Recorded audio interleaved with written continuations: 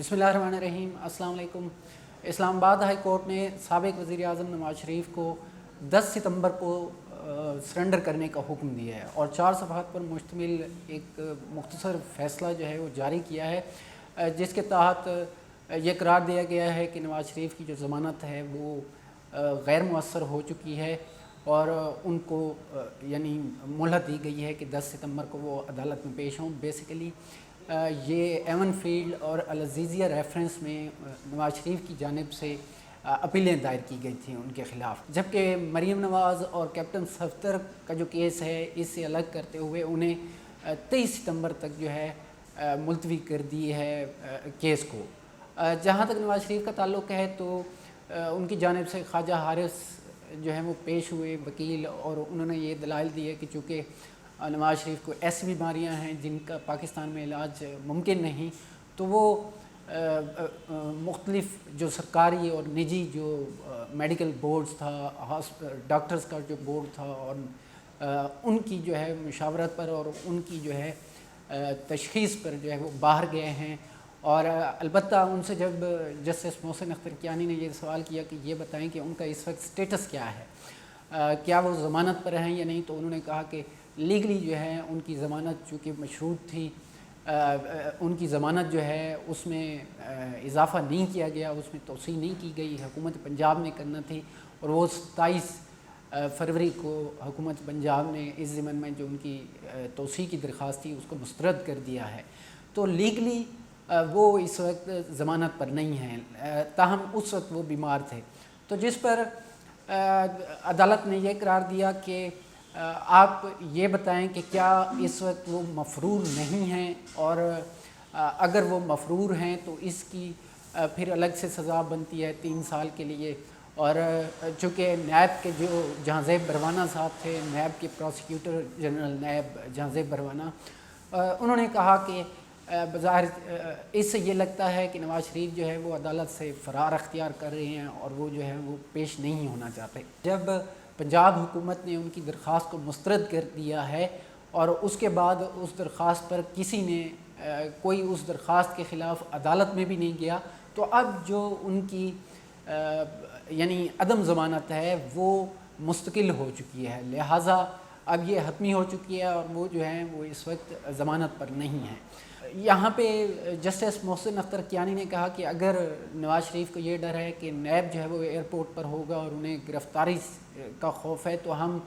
नैब को ये हुक्म दे देते हैं कि नैब जो है वो उन्हें एयरपोर्ट पर गिरफ़्तार नहीं करेगी बल्कि उन्हें हमारे पास लाया जाएगा। ताहम ये हतमी है कि अदालत अब इस मामले में किसी तरह भी ढील देने को तैयार नहीं है और अदालत ने जो है वो उन्हें 10 सितंबर को पेश होने का, सरेंडर करने का हुक्म दिया है ताकि उनकी जो अपीलें हैं नैब के ख़िलाफ़ उन पर जो है वो कार्रवाई की जा सके। इसी तरह उनकी जो हाज़िरी से इस्तिस्ना की दरख्वास्त थी उस पर भी मज़ीद जो है वो सुनवाई होगी। जहाँ तक ताल्लुक़ है मरीम सफदर का, तो कल एक मरतबा फिर जिस तरह उन्होंने लाहौर में किया, कल एक बहुत बड़ी उसके साथ जो मुस्लिम लीग नून के कारकुनान थे उनके हमरा जो है वो कल अदालत में पहुंची हैं। उनके हमरा कैप्टन सफदर भी थे और जो मुस्लिम लीग के ख़ुसूसन नवाज शरीफ के जो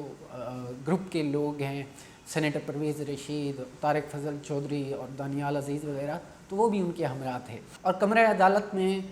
मरीम नवाज़ ने अदालती कार्रवाई शुरू होने से कबल जो सहाफ़ी वहाँ मौजूद थे उनसे हवाल जाना और एक सवाल के जवाब में उन्होंने कहा कि मुस्लिम लीग जो है वो सिर्फ़ नवाज शरीफ के अहकामात को फॉलो करेगी और मुस्लिम लीग किसी और के अहकामात को या दायरों में घूमने फिरने की जो पॉलिसी है उस पर अमल पैरा नहीं है। दायरों में घूमने फिरने से मुराद ये है कि जब नवाज शरीफ और मरीम नवाज़ वापस आए थे तो एयरपोर्ट पर लेने की बजाय जो शहबाज शरीफ थे अपोजिशन लीडर, वो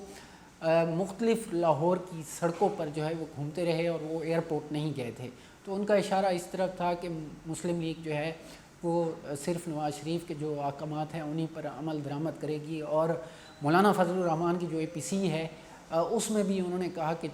मौलाना फजलुर रहमान की APC में भी हम शिरकत करेंगे, चूँकि इससे कबल बहुत सारे मौक़े पर जो है अपोजिशन लीडर शहबाज शरीफ जो हैं वो کنی کتراتے نظر آتے ہیں، خصوصاً اے پی سی کے حوالے سے۔ اور البتہ جب پیشی ہوئی تو اس کے بعد مریم صفدر نے ایک پریس ٹاک کی اور وزیر اعظم عمران خان پر تنقید کرتے ہوئے کہا کہ اگرچہ کہ 3 مرتبہ جو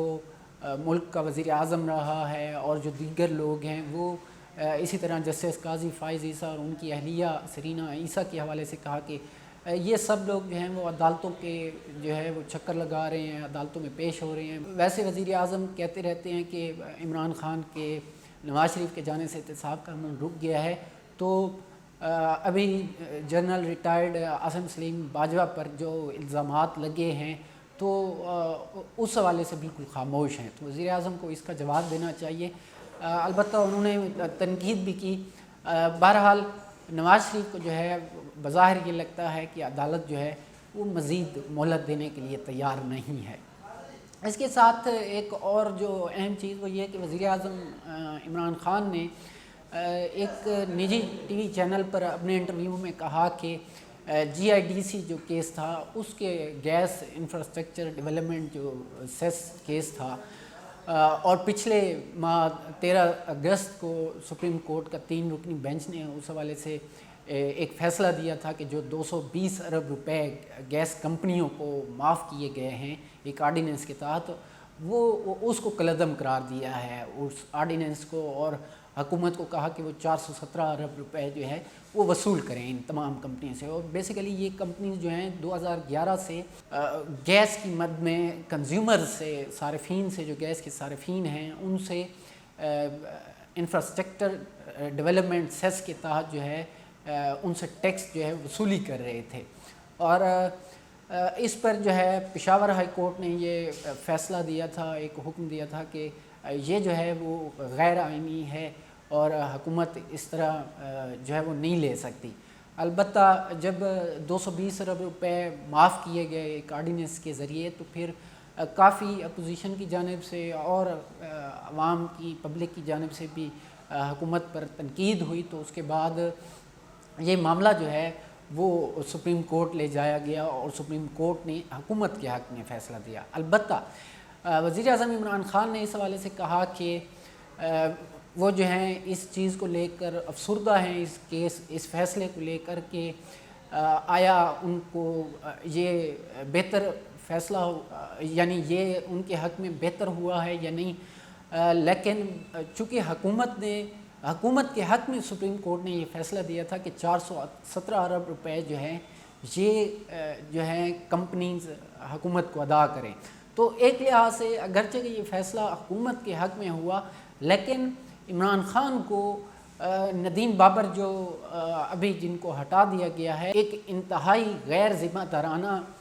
جو ہے ان کو بریف کیا گیا، اور اندرونی خبر یہ ہے کہ عمران خان کو یہ بتایا گیا کہ اب آپ کو جو ہے وہ یہ پیسے نہیں ملیں گے، پہلے جو ہے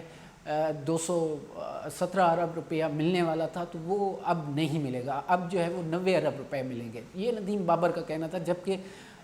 سپریم کورٹ کا یہ آرڈر ہے کہ 417 ارب روپے جو ہے وہ حکومت کو دیے جائیں۔ یہ ایک بڑی چیز ہے کہ آخر عمران خان کو کس طرح بریف کیا گیا کہ یہ ایک آرڈیننس کے ذریعے معاف کیا گیا اتنی بڑی رقم 220 ارب روپیہ، اور دوسری جانب جب حکومت کے حق میں فیصلہ آ گیا تو پھر بھی عمران خان کو، وزیر اعظم پاکستان کو، اس طرح یہ یعنی باور کرایا گیا کہ یہ فیصلہ جو ہے وہ ہمارے حق میں نہیں ہے، اب تو پیسے کم ملیں گے۔ اس سے بظاہر یہ لگتا ہے کہ وزیر اعظم عمران خان کو صحیح طرح سے بریف نہیں کیا گیا، یا جو بریف کیا گیا وہ انہوں نے غلط بیانی کی ہے، تو اس چیز پہ بجائے اس کے کہ ان کے خلاف کارروائی ہوتی، الٹا